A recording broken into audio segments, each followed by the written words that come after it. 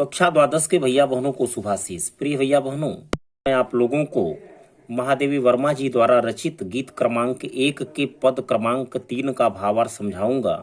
आप लोग ध्यान से समझने का प्रयत्न करिएगा। पहले मैं काव्य पंक्तियों का वाचन कर रहा हूं, फिर भावार्थ बताऊंगा। वज्र का उर एक छोटे अश्रुकण में धो गलाया, दे किसे जीवन सुधा दो घूंट मदिरा मांग लाया। सो गई आंधी मलय की बात का उपधान ले क्या, विश्व का अभिशाप क्या चिरनीद बनकर पास आया। अमरता सुत चाहता क्यों मृत्यु को उर में बसाना, जाग तुझको दूर जाना। प्रिय भैया बहनों, प्रस्तुत काव्य पंक्तियों के माध्यम से साधना के मार्ग पर चलते हुए साधक को उद्बोधित करती हुई कवित्री कहती है कि हे साधक, तू इस सांसारिक मोह में पड़कर अपनी साधना से कभी विचलित मत होना। प्रिय भैया बहनों, आप लोग भावार्थ समझने का प्रयत्न करें। वज्र का उर एक छोटे अश्रुकण में धो गलाया। वज्र माने कठोर, उर माने हृदय।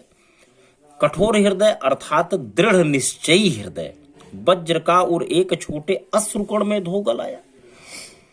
कवित्री साधक को उद्बोधित करते हुए कहती है कि हे साधक, तेरा हृदय जो वज्र के समान कठोर अर्थात दृढ़ निश्चयी था, वह आज अपने प्रिय जनों के जरा से रुदन मात्र से पिघल गया। अर्थात तू अपने साधना मार्ग पर आगे बढ़ने के अपने स्वयं के निश्चय से विचलित हो गया। दे किसे जीवन सुधा दो घूंट मदिरा मांग लाया। तेरे अंतर मन में अपार शक्ति व अपार साहस विद्यमान था, किंतु तूने भावनाओं के आवेग में उठे आंसुओं में उसे गलाकर नष्ट कर दिया।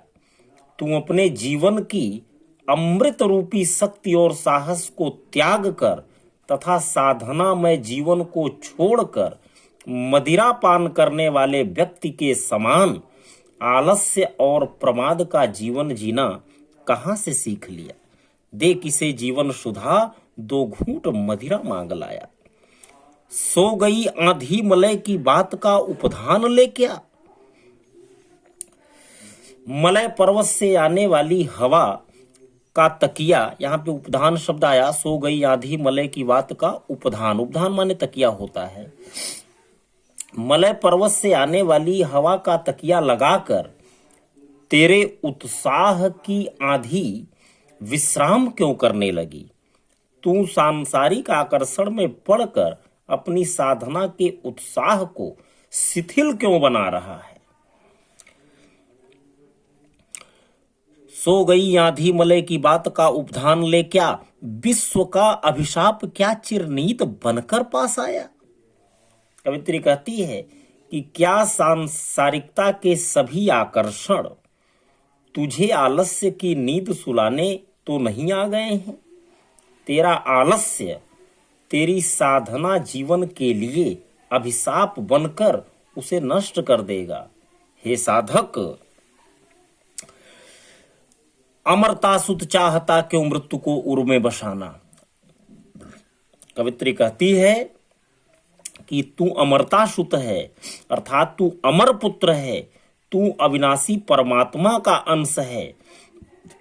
इसके पश्चात भी तू सांसारिकता के जीवन मृत्यु के चक्र में स्वयं को क्यों बांधना चाहता है। इसलिए अपने पतन के सभी कारकों को इस संसार से त्याग कर अपने उत्थान हेतु अग्रसित होते हुए साधना पथ पर आगे बढ़ता चल। हे साधक, तू अपनी अज्ञानता रूपी निद्रा का त्याग कर, क्योंकि तुम्हें जाग तुझको दूर जाना, क्योंकि तुम्हें अभी बहुत दूर जाना है, बहुत बड़ी साधना प्राप्त करनी है। प्रिय भैया बहनों, निश्चित रूप से भावार्थ समझ में आया होगा। काव्यगत सौंदर्य, भाषा, साहित्यिक खड़ी बोली या शुद्ध परिष्कृत खड़ी बोली, रसवीर गुण ओज, छंद मुक्तक छंद है, अलंकार अनुप्रास एवं रूपक, शब्द शक्ति लक्षणा, शैली गीतात्मक एवं प्रतीकात्मक। तो आप लोग इस तीसरे पद का भावार्थ ठीक प्रकार से तैयार करके कॉपी में नोट कर लेंगे। कल मैं अंतिम पद का भावार्थ आपको समझाऊंगा। धन्यवाद।